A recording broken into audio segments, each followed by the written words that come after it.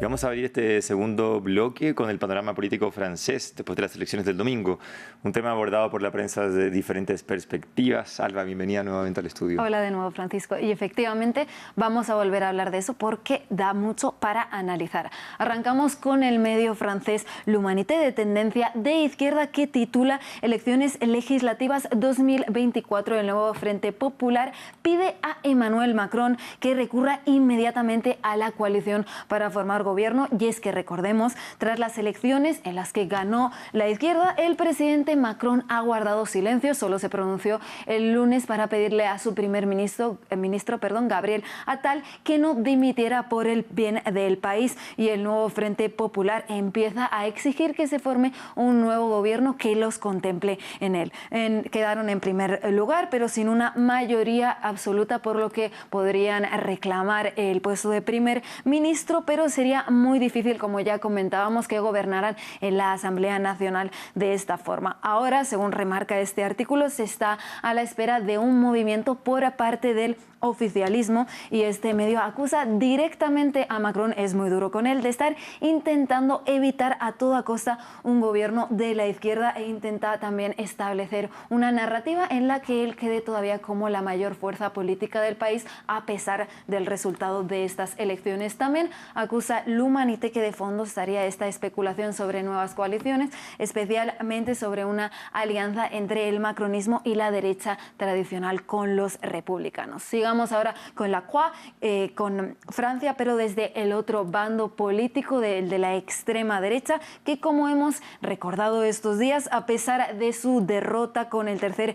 puesto tras las elecciones, ha logrado un número histórico de diputados o representantes, Francisco, y por eso este medio católico y conservador titula Legislativas 2024. Agrupación Nacional regresa a la Asamblea y Bardella exige diputados irreprochables. Bueno, y nos habla de estos 143 diputados de la extrema derecha que han llegado a la Cámara, un aumento enorme según indica este medio si se compara con los 89 que tenía antes de esta última votación. También habla de Le Pen, la cita, de hecho, que llegó a la Asamblea saludando y obviamente con una sonrisa, dijo: desempeñamos el papel que nuestros votantes nos han confiado, nuestra llegada al poder solo se pospone, pues en una advertencia una vez más de que ya están en vistas a las elecciones de 2027. Vamos a cerrar ahora este apartado dedicado a Francia con The Guardian, con un análisis en concreto del periodista John Henley, que titula La aversión de Francia a las coaliciones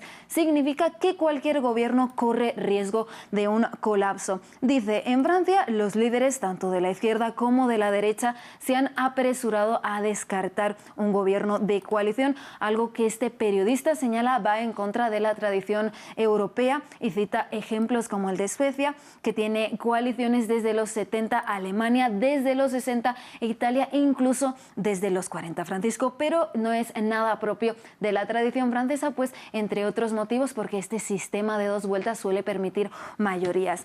Cita a una experta, a Isabelle Guinaudot, que es especialista en competencia política en el Centro Nacional de Investigación de Francia, que dice: para decirlo sin rodeos, los partidos franceses no están acostumbrados a negociar compromisos. Cada uno espera beneficiarse de las instituciones e implementar su agenda por completo, y por eso nos recuerda que Macron decidió o prefirió aplicar en repetidas ocasiones este polémico artículo 49.3, antes que negociar con otros partidos.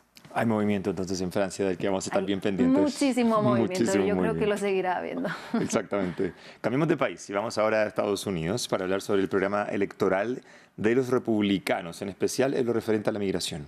Eso es un tema al que también muchos medios de comunicación evidentemente le dan seguimiento, especialmente en la región, como es el caso del País, la edición americana, que titula El programa electoral de los republicanos adopta la línea de mano dura de migración que defiende Trump. Bueno, este artículo del País, como decíamos, nos habla del documento del Partido Republicano, incluido en su programa electoral de 20 puntos, que promete, entre otras cosas, sellar la frontera y la mayor deportación de la historia de Estados Unidos. Este breve documento apuesta por volver al sentido común, claro está, desde una perspectiva republicana, abordando temas como la economía o prometiendo, pues eso, una fuerte acción contra la migración, que es en lo que se centra este artículo. Una promesa que ya hemos escuchado lanzar en varias ocasiones al candidato republicano Donald Trump y a la que el texto pues le estaría dando forma con frases como en mayúsculas, sellar la frontera y detener la invasión de migrantes, o otra, llevar a cabo la mayor deportación de la historia de Estados Unidos, como comentábamos. En el punto 10 también este artículo, este medio remarca que se fomenta el discurso del odio. ¿Por qué? Pues porque genera una vez más, como ya ha hecho Donald Trump, falsos estereotipos al relacionar a los migrantes con la delincuencia. Dice detener la epidemia de la delincuencia migrante. Además, pues este documento también contendría algunas consignas clásicas republicanas y de Donald Trump, como Estados Unidos primero. Bien, son fuertes las declaraciones de Donald Trump y, por supuesto, bueno, era esperable igual que en el fondo hiciera campaña de este tipo relacionada con la migración. Evidentemente es uno de sus bastiones, la migración. Exactamente. Y para cerrar, vamos a hablar del turismo y el concepto de turismofobia. Así es que en España esto ha estado ocupando varios titulares y por eso el medio catalán Ara.cat nos habla de esto con un titular que dice: ¿de qué hablamos cuando hablamos de turismofobia?